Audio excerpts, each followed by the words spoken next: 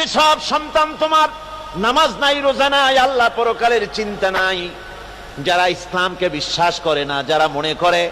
কোরআন হচ্ছে বেহেশত দোজখের কথা শুধু, ওতে কোনো মানুষের অর্থনীতি, সমাজনীতি, রাজনীতির ব্যাপার নাই, মানুষের জীবনের দরকারি জিনিসগুলি সেখানে নাই। সুতরাং আমরা যদি দুনিয়ায় সুখ সমৃদ্ধি পেতে চাই, তাহলে আমাদেরকে মানুষের তৈরি করা মতবাদ মানতে হবে। এইভাবে ছেলেরা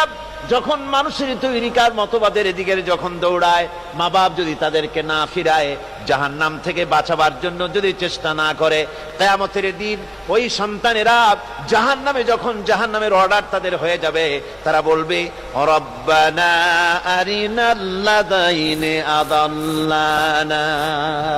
হে আমার প্রভু, কে আমাদেরকে গোমরাহ করে দিল, মিনাল জিন্নি ওয়াল ইনসি, জিনের ভিতর থেকে, মানুষের ভিতর থেকে, আমাদের নেতারা, আমাদের মা বাপ, আমাদের মুরব্বী, কারা আমাদেরকে বিভ্রান্ত করলো, তোমার রাস্তা থেকে সরায় দিল, ওরা